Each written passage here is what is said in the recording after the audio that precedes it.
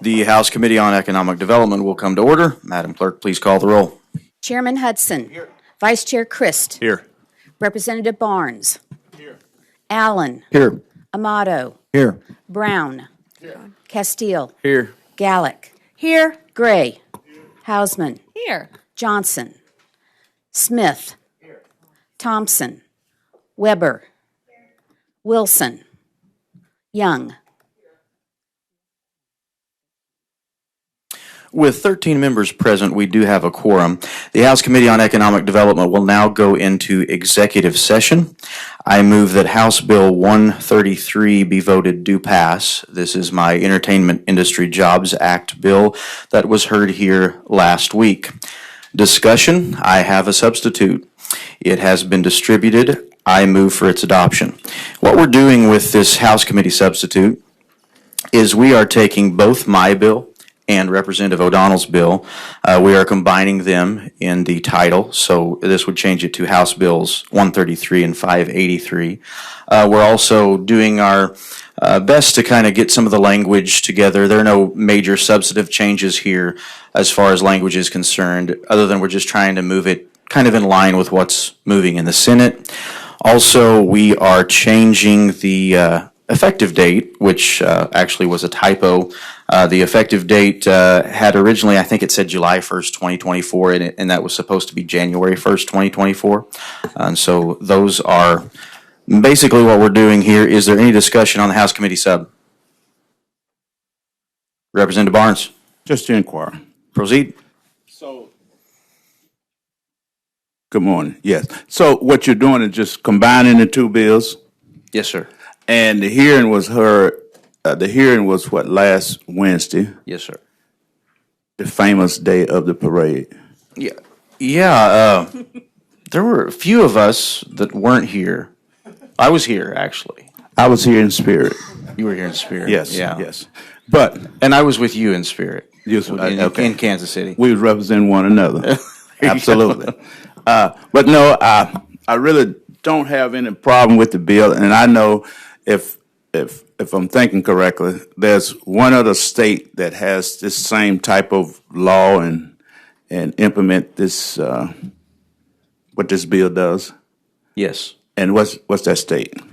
I believe it's Pennsylvania. Pennsylvania. Somebody correct me if I'm wrong. Right. And in one of them, the last time it said if Pennsylvania cease in doing this, then the state of Missouri would cease in doing this. This would have language that any competing jurisdictions, if their incentives go away, if all incentives go away, basically ours would too. Ours would be set to go away. So the playing field is level. That's what we're trying to do here. Does this just represent one or two companies or a bunch of companies here in Missouri?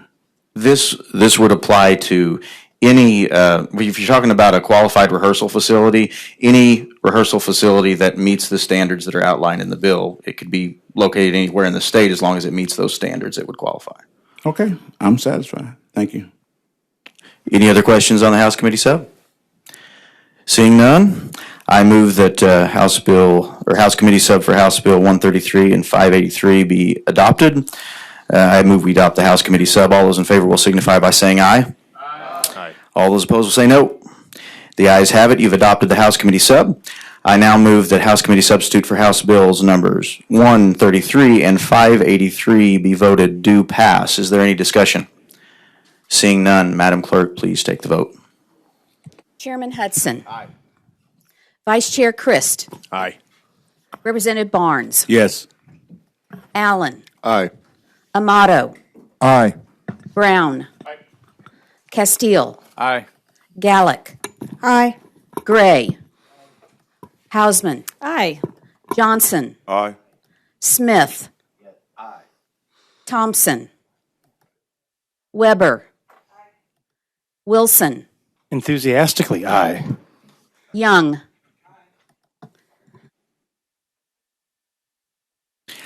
By your vote of 15 yes and 0 no, you have moved House Committee substitute for House Bills 133 and 583 do pass.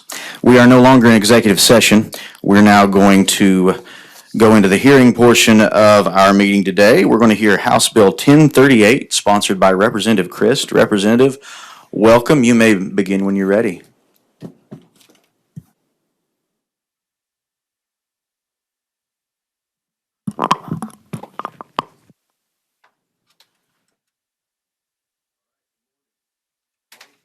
There I am.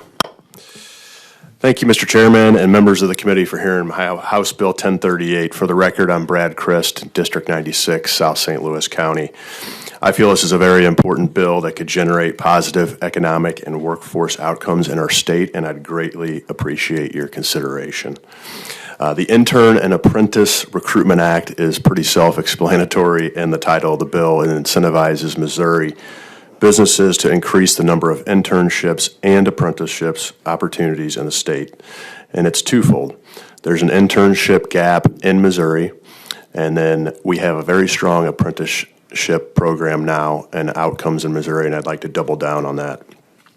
We have tremendous universities in our state that create a very strong pipeline of in and out state undergraduates. Just in my hometown of St. Louis alone, we have UMSL, SLU, WashU, Lindenwood, Missouri Baptist, Maryville, Fontbonne, Webster, Harris Stowe, Rankin, SIU, and I'm sure there's a few I'm missing, and that's just in St. Louis, not Missouri. However, we are a net exporter of many undergraduates. The data shows we lose roughly about 20,000 every year out of state from those universities. The top two metros, St. Louis and Kansas City, have lower internship participation rates than our surrounding competitive Midwestern peers, Nashville, Indianapolis, Minneapolis, and Columbus, to name a few. Increasing the number of internships and apprenticeships in Missouri is important to retaining talent that we attract through our universities, considering that national data shows 70% of interns receive job offers and over 75% of those accept them. On the other hand, we are top 5 in the country for apprenticeships, with over 3,000 completed last year alone. Again, I think we should double down on this. I'd love to be number 1. Overall, incentivizing the internships and apprenticeships will result in full-time positions for the state, contributing to the much-needed talent recruitment and retention, especially during the talent wars in this post-COVID era. A high-level outline of this bill is as follows. It's $1 million total credit. There's $1,500 credit per intern or apprentice. The business can claim a maximum of 9,000 or 6 interns. The incentive is only for newly created internships or apprenticeships, meaning we're going to look back over the 3-year period before this program and only take net new interns or apprentices for this program. The intern period is 60 hours per month for 2 consecutive months, which is a standard quality internship, and the apprentice period is 144 hours in a calendar year, which is a standard apprenticeship through the Department of Labor. It is comprehensive annual reporting and ran through the Department of Economic Development, and it will sunset in 6 years. With all that said, I'm happy to take any questions, and I'm eager to earn your consideration on this bill. Thank you very much. Questions for the bill sponsor. Representative Weber. Thank you to inquire. Proceed. Thank you. Good morning, gentlemen. How are you? Morning. Good. How are you? Not too bad. Thank you so much for bringing this bill forward. I agree. I think it's something that we need to work on for a lot of different reasons. We need to get more people in the workforce and things like that. And so anything we can do to incentivize is great. I do have a few quick questions. So right now the bill has a minimum of 140 hours? 144 for apprenticeships. Okay. So it's kind of like less than a month, maybe 2 months, depending. Well, the internship's 60. Yeah, so it's 120 for the internships, 144 for the apprenticeships. So, in your opinion, what kind of apprentices would apply to this? What are you looking at, I guess? That's a great question. The apprenticeships are usually more in skilled laborers and trades, but I was actually speaking with Representative Hayden yesterday, and there's more apprenticeships that I was unaware of in the hospitality industries, healthcare industries, et cetera, that I think would take advantage of this as well. Yeah, definitely. I mean, there's a ton of different skilled trades. But one of the reasons why I was asking, so skilled labor, skilled trades, things like that. So my husband is an IBW 124 member, and he has to, their minimum is actually a year. And I also know on some of these other industries, they're more seasonal. So it'd be harder for them, to actually have the experience. We really want to make sure that these apprentices get the experience that they need in order to move forward. Would that be something that you would be able to kind of like have discussions about, maybe extending the hours to something else? Maybe looking at either, 6 to 7 months or at least 1,000 hours or something like that? Absolutely. I'd absolutely consider that, and happy to talk with you more offline. And again, Representative Hayden brought up similar things. So I reviewed her bill as well, and yes, and I had conversations with her as well too. Yes. So I'd love to talk more offline, and I know that Representative Hayden already kind of shares some of my concerns as well. Yeah. There's another part of this bill too. The apprentices to journeyman ratio. So it's open-ended, and we don't want one journeyman to 20 apprentices. I know a lot of for instance, the sheet metal workers, they have like a 1 to 3. Would you be willing to kind of narrow that down to clarify? Sure. To make it more. I think that's very reasonable language that we could work with. Thank you. Last question. So the question. So it's 3 years. 3 years for. Let me see if I'm actually going to get this right. So it says that you have to qualify for the tax credit to hire more apprentices than your 3-year average. So it defines the apprentice as someone who has completed at least 1 year in the program. So I guess would that start, where would that start? Would that start with then, after the first year, or the tax credit? The 3 year. Or how do you claim that to be an apprentice? Is it after the first year that they've completed, or? I'm not. And this I'm not might be certain. This might be something offline that we need to have a conversation about. I'm trying to form it in my head, and I'm only on one cup of coffee, so I'm not running all ends right now. Sure. So maybe that's something we have a conversation offline. Love to. Last question too: is this just towards somebody who is in college, or is that? No, it's undergraduates. Okay. I'll get specific for you. It's undergraduates, either you've graduated from a private or public university in the previous 12 months, or you're currently enrolled in full-time or part-time graduate level classes. So it's either you've completed college or you're enrolled in college. Correct. Right. Would you be willing, because I don't want to make this narrow to somebody who is in college as of right now. I know a lot of our labor and skilled trades, they don't require a lot of that. They actually offer the classes themselves. So maybe that would be something that we can maybe have more conversations offline about. Yeah, no, I'm open to it. It's more intern heavy, which I think the language leads to, because I think we need more intern help on the gap. Right. But happy to discuss. All right, thank you. Further questions for the bill sponsor? Representative Allen. Thank you, to inquire. Proceed. Thank you, Representative Chris. Thank you very much for bringing this very important bill, I think, forward. We appreciate it. Of the just over $1 million investment, do you have an anticipated ROI on that? I do not. I saw the fiscal note, which is, yes, over $1 million. But quick math, if 70% of these interns accept the intern offer and then accept employment, I think an ROI would be very reasonable on state income tax and other taxes that they would generate through the workforce. But I don't have the exact number. Okay, thank you very much. All right, we're going to go. Representative Johnson, did you have a question? To inquire? Proceed. Thank you. Good morning. My question is simply, what are your personal thoughts on how we can engage this to, you had mentioned how many students we lose or graduates that we lose to other states. Just personally, when you were coming up with the information or just your thought process about the bill, what is your personal take on how many students you think that we can keep here through these internships and apprenticeship programs? Similar to the ROI question, I don't know if I have an exact number, but I know that the local businesses in the community are asking for something like this, and some of them are here to testify today. So I think it would be widely used. And I know it is a problem. Me personally, I'm in the insurance industry.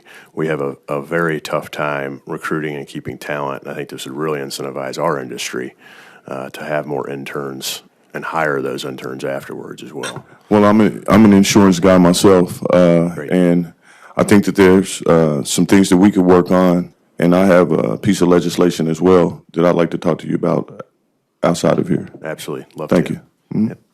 Representative Wilson. Thank you, Mr. Chair. To inquire. Proceed. Good morning, Representative Christ. How are you? Morning, Gid. How are you? I'm very well, thank you. Representative Johnson, he brought something to my mind when we started talking about states. And the question I have, we always want to be competitive, especially among our neighbors here in the Midwest. How many other states are you aware of that have a program like this on the books already?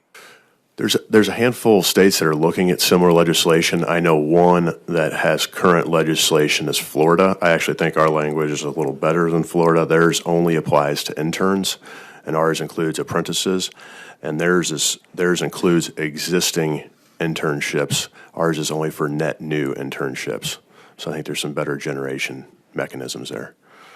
And you hit on something there I wanted to follow up. You said new internships. So let's say that ABC Construction Company, they routinely have, 10 interns every year. And so if somebody is a returning intern, they wouldn't get the tax credit for that. But if that person brought along a couple of friends that were new interns, they would get them, in this scenario, if there's 3 people, one would not qualify, but the other 2 would. Am I understanding this correctly? Correct, yeah. So the 3-year average, if ABC Company always hires 10 interns, so the 3-year average is 10, then if they hire 11, 12, 13, that 11th, 12th, 13th would receive the tax credit, but not those 10. Very good. Well, thank you, Representative, and this concludes my inquiry, Mr. Chairman. Representative Castile. To inquire. Proceed. How did you come up with a $1,500 tax? Good question. So we based that off of the 60 hours per 2 months, so that's 120 hours at minimum wage of, say, $12, it's roughly $1,500. And we thought that was a good place to start. It'll help smaller companies, actually, as yours, Representative Castile, to use something like this without it affecting your bottom line tremendously. And requiring minimum wage we feel helps stimulate that economy as well. Thank you very much. Further questions for the bill sponsor. Representative Motto. Yes, Mr. Chairman, to inquire. Proceed. I like the fact that you're open to adding language that makes sure the building trades are included in this legislation. As the other representative said, Representative Weber, that a lot of the building trades don't go to college particularly. They go right into the apprentice programs of a lot of the St. Louis trades that I'm familiar with. My question is this amount of money that you've allocated to get it started, is it going to be enough if you open it up and allow building trades to be entered into this piece of legislation?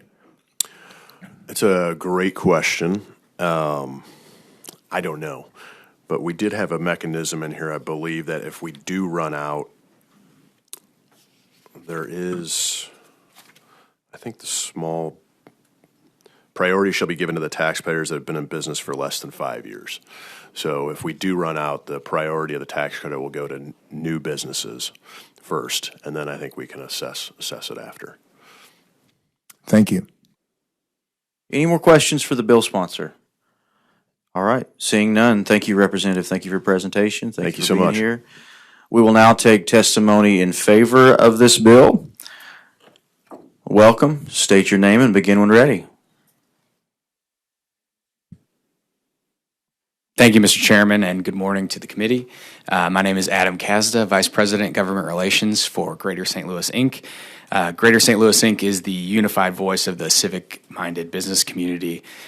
We represent 15 county bi-state St. Louis Metro and bring together business and civic leaders to identify ways to collectively work together to expand economic growth and improve the Metro's regional economy and overall global competitiveness. I want to thank the representative for bringing this bill forward. In the St. Louis Metro, talent attraction and retention is one of our biggest challenges and opportunities. The representative data and testimony is clear. Missouri's top metro economies have much lower internship participation rates than many Midwestern peers. HB 1038 addresses that problem head on. I, as I'm sure many in this room, got my start in the workforce through an internship. Based on national data, increasing the number of internships in Missouri should help the state retain more graduates of Missouri colleges and universities, thereby increasing workforce numbers. Legislation, as the representative mentioned, also doubles down on Missouri's success in apprenticeships. As more businesses turn to apprenticeship models, we think the state should continue that momentum and leadership in apprenticeship development. Greater St. Louis Inc. fully supports HB 1038 and asks the committee to pass it without delay. Happy to take any questions. Questions for this witness? I've also got a few follow-up about some of the questions earlier that I'm happy to tackle. So on the question of the college, it's only applied to interns. So an apprentice does not need to be in college or go to college. So I think we're okay there. And then just to follow up on the representative's length, I think somebody asked about how many interns or apprentices this would effectively impact. The number is, I think, 666, which is probably a bad number.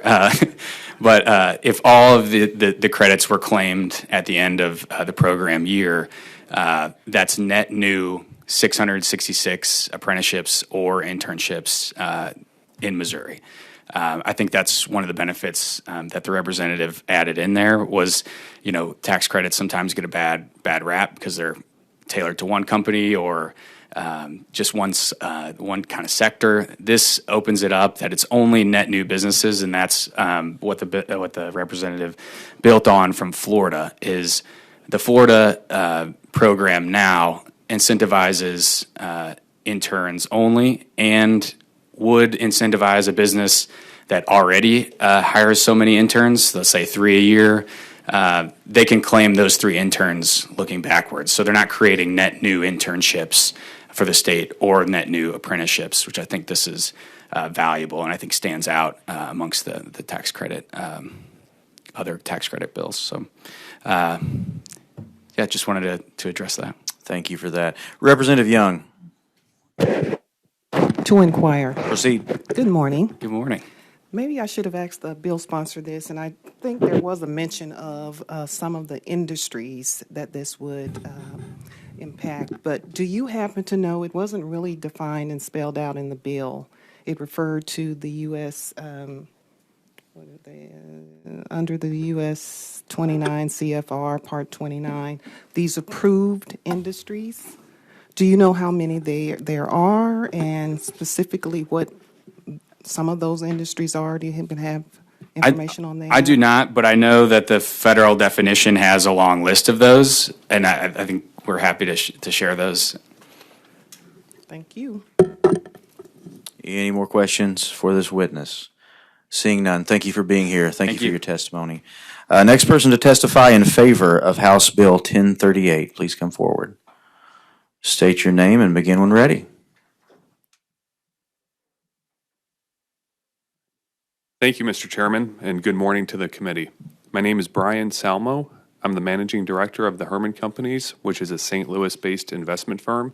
And thank you, Representative Chris, for bringing this bill forward. Hermann, through its various holdings, has dozens of investments throughout Missouri supporting thousands of employees.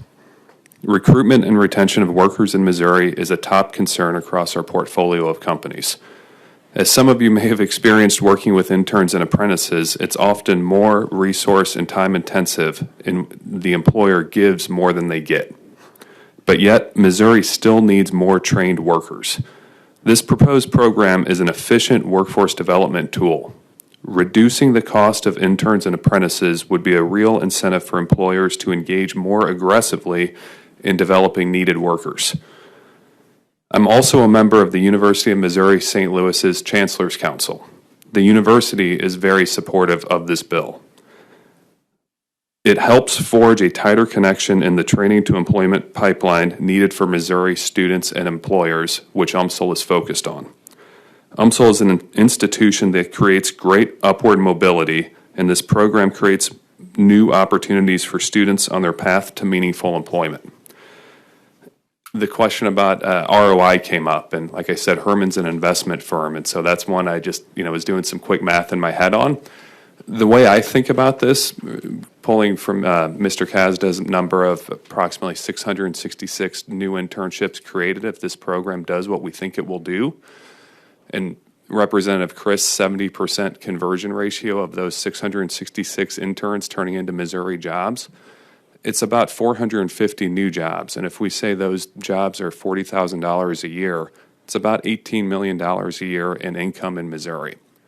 If there's a 5% income tax to Missourians from that, ignoring what the employer gets, that's almost a $900,000 annual contribution to the Missouri tax rolls. So from an investor standpoint, this is self-funding within 1 year. And then you get the multiplier effect year after year. They're paying for themselves many times over. So from an investor that supports many Missouri businesses and employers, this is a no-brainer, and I ask this committee to get it passed without delay. Thank you. Any questions for this witness? Representative Barnes. Just to inquire. Proceed. Good morning, sir. Morning. Thanks for coming in and testifying. You ripped off some impressive numbers there about the positive side of it. Is there a negative side to this at all? Not that I see. Not from an employer perspective, not from the university perspective, and not from the internship perspective, because it creates more opportunities for them. So I really think it's it's a trifecta. Is there opportunity for bad actors to take advantage of it? No, I think because the bill is narrowly tailored to focus on net new internships, you have to be creating real internships. This isn't funding something the employer would have done anyway. Okay. Thanks a lot. Any other questions for this witness? Seeing none. Thank you for being here. Thank you for your testimony. Next witness in favor. Please state your name and begin when ready. Good morning, Mr. Chair and members of the committee. My name is Corches here on behalf of the Missouri Chamber of Commerce and Industry in support. As a lot of you have probably heard us repeat again and again, we need all the tools in our toolbox when it comes to our workforce issues, and we think that incentivizing more internships and apprenticeships is a really good thing, especially when we look at kind of our declining birth rate and we're not seeing millions of people move into Missouri. We need to hopefully capture students and apprentices and keep them here in the state. And I don't mean literally capture them, but we know that there's data that shows that if a student gets an internship with an employer, they are very likely to end up with a full-time job upon graduation. And so if we know that would then enable them to stay in Missouri. That's a good thing. In terms of apprenticeships, Missouri is really a shining star in the nation. There's different stats. Sometimes we're at number 2 in the nation. Sometimes we're at number 4 in the nation in terms of apprenticeship. But we know that more and more people are opting to go the apprenticeship training model versus leaving the workforce and going to school full time. Because imagine if you're a parent and you're going to do a career shift, you may want to go through an apprenticeship where you can get paid as you learn and get trained on the job. And Ms. Weber, to answer your question, yes, skilled labor obviously has a long history of an apprenticeship, but now essentially any occupation is apprenticeshipable. We even have a federal Department of Labor grant to offer 5,400 apprenticeships in tech occupations. And we've been luckily able to really succeed in that and have been even marked by the Department of Labor as a top performer. And in these tech occupations, we have a special emphasis in training veterans and women and minorities in tech, because that traditionally has not necessarily been as diverse of a population. And so virtually any industry is able to use apprenticeships. And to answer your question on the definition, so the U.S. Department of Labor has a whole list of registered apprenticeships, and any employer can even apply to offer an apprenticeship and get on that list. So it's very flexible, which is a good thing that they reference that, because we like flexibility for our employers. And I know that a lot of people think, well, only a big business is going to offer an apprenticeship. No, small businesses can do that as well. And so we think that this bill is a really vital tool in hopefully getting small businesses to also think about offering apprenticeship, which is a great workforce development tool. So with that, I can take any questions you may have. Jump in here with a quick reminder. Y'all may already know this, but if you're testifying, please make sure you've got a witness form filled out. There's 2 in here, so All we're right. good. All right. Any questions for this witness? Seeing none, thank you for being here. Thank you for your testimony. Anyone else here to testify in favor of this bill? Please state your name and begin when ready. Good morning, Mr. Chairman and members of the committee. Thank you first and foremost for the opportunity to testify here for Bill 1038 this morning. My name is Enrique Fuentes. I'm a senior at Westminster College, so that's pretty much down the road from here.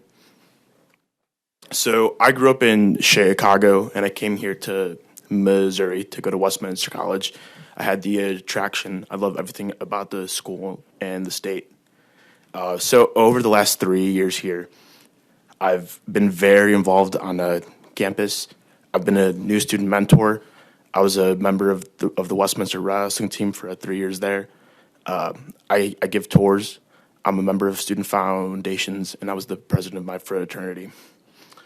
With that being said, I'm very fortunate for what the college has done. It's prepared me for my life, and I'm confident in the future that I'm going to be very successful. Last summer, in between my junior and my senior year, I was applying for internships, looking where I would feel I would grow best and what could prepare me for, eventually becoming an accountant. I eventually took an offer in Chicago as a paid intern at one of the largest construction and engineering companies in the Midwest. With that being said, that experience was great, but I would have preferred to stay here. All of my relationships, my connections, everyone that I knew was here. I was very involved with the college. I was very involved with my fraternity. So the best option for me was always to stay in Missouri, to stay in the St. Louis area. And I really didn't have that opportunity. Adding on to that, I applied to a large accounting firm to intern this semester. I was eventually deferred and got an offer in Chicago, which again was a paid internship. So I was planning on staying here, then eventually I was deferred back home. Again, just adding on to those points, I mean, this is a place where I want to be. This is the place where I see myself growing, where I see myself being an active member and staying in the state here. But I don't really see those opportunities here for myself. Eventually when I graduate, I plan on getting my CPA. I'm planning on applying to schools here. And again, this is where I want to stay. This is where I want to get my master's. This is where I want to get my CPA. I have a strong connection here. I have strong interest here. And this is just the place where I've just felt like I've grown and where I could really become a professional and develop myself, grow my family, and just help grow this state. Thank you. Are there any questions for this witness? Representative Johnson. To inquire. Proceed. Thank you. Just a quick question and also a statement. First of all, the question is, obviously this is very dear to you. What would you say is at the forefront of you making sure that, and I'm asking you this because the statement that I'll make, because my son is a CPA. He's a senior CPA now, and he wants to move back here, but his job won't let him go. Every time he puts in for a department up here in the state of Missouri, they just end up paying him more money there and keeping him there. So my question is, if this internship program was in place, or an apprenticeship program was in place, and you had an opportunity here to stay here, and say it was just a somewhat of a difference in that in those wages that you would be receiving as a CPA, would you be willing to still, if the program was in place, still stay in the state of Missouri, even though you would start off at a smaller amount of pay? Yeah, for myself personally, yes. When I look at a lot of the businesses in Missouri, they're a lot, like they're not as large as what I worked at with Chicago, with a team where it was 25 people in like one place where you really don't get to like know everyone. Mm-hmm. Everything that I've seen from like the businesses here, they're small. Like everybody who walks in the door. You have that personal relationship there, and yeah, the pay might be different, but. I'm a firm believer if you really enjoy what you're doing, eventually, the money's going to come, and you'll just be happier, working there, and that's just from my point of view. So to summarize that, yes. Good. Okay. Thank you for that. And then, like I was stating, my son is now, he's just turned 30 last November, and he is in his second year of being a senior CPA in Florida with Sam's Club. And every time that he tries to come home, they find a way to keep him there. And I just wanted to see if, how much love you have for the state of Missouri to want to be able to raise a family and be a part of society here and be a pillar throughout the state of Missouri.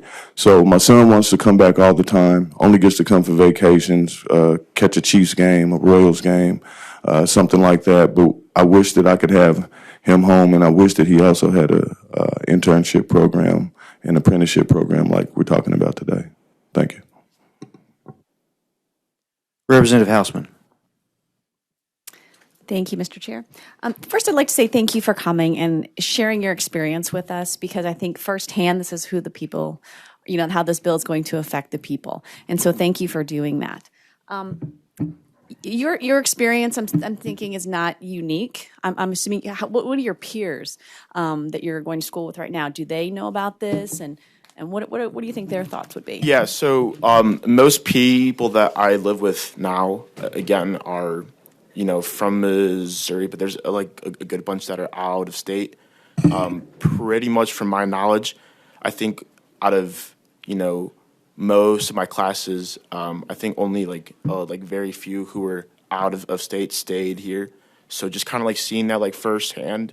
And, I know for a fact that the college does very well on making sure that we're applying for these certain things, that we're prepped, that we are confident going into, our interviews, and our resumes are looking fine. So from that competitive standpoint, Well, thank you again for sharing. I appreciate it. Any more questions for this witness? Seeing none, thank you for your testimony. Thank you for being here. Anyone else here to testify in favor of House Bill 1038? Welcome. State your name and begin when ready. Thank you, Mr. Chairman, and thank you, ladies and gentlemen of the committee. My name is Hayden Torpey. I am a junior at Westminster College, like my predecessor, Enrique. I speak on behalf of the Kansas City metropolitan area. As growing up there, I'm sure if you're from Kansas City, you understand the rivalry between Kansas City, Missouri, and Kansas City, Kansas. And when I was a freshman in college, I was applying for internships, and I started looking in the business field.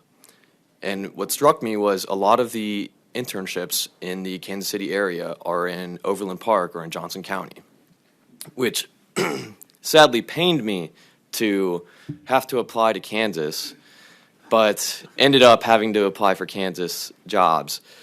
And I think that this piece of legislation would allow more local and small businesses from Kansas City on the Missouri side to hire more people from Missouri and state of Missouri instead of going to the other side, sort of speaks. And I just think this is a great piece of legislation that really would keep people in Missouri instead of going to Kansas and getting the taxpayer dollars to Kansas instead of Missouri, and people who still want to live in Missouri but just commute to Kansas instead of, they're still paying that property tax in Missouri, but when they are working in Kansas, at the end of the day, they're getting that taxpayers' money on their salary to Kansas. Any questions? Any questions for this witness? Seeing none, thank you for being here. Thank you for your testimony.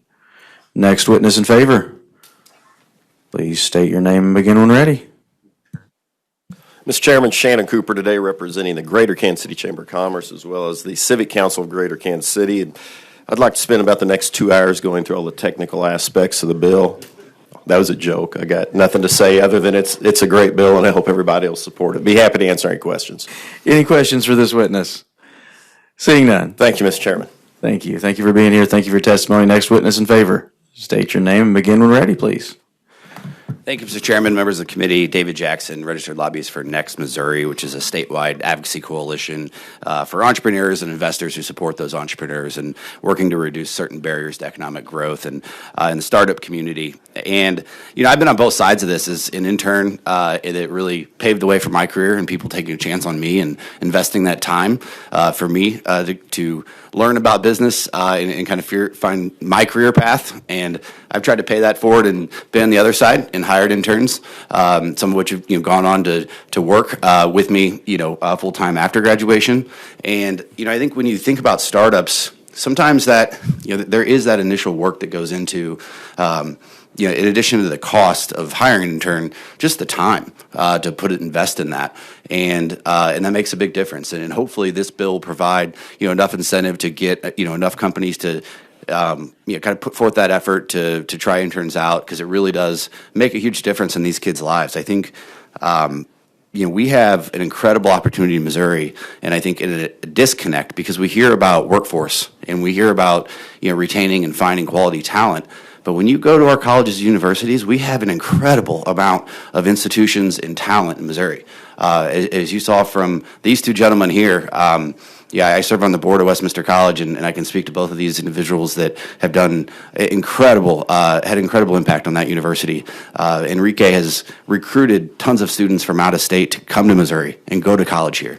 I think when you look at some of this talent, we can't afford to keep losing these kids that come in here temporary, get educated, and then go work in other states. And hopefully this bill will make a little difference in adding another just another bullet to try to keep kids here. So with that, I'm happy to answer any questions. Questions for Mr. Jackson?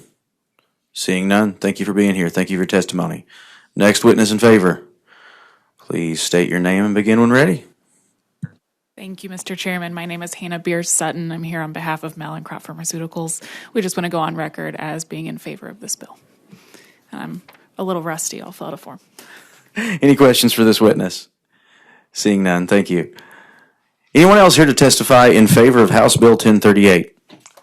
Seeing none. Is there anyone here to testify in opposition to House Bill 1038? Seeing none. Is there anyone here to testify for informational purposes only? Seeing none. With that concludes the hearing for House Bill 1038. No further business coming before this committee today. We are adjourned.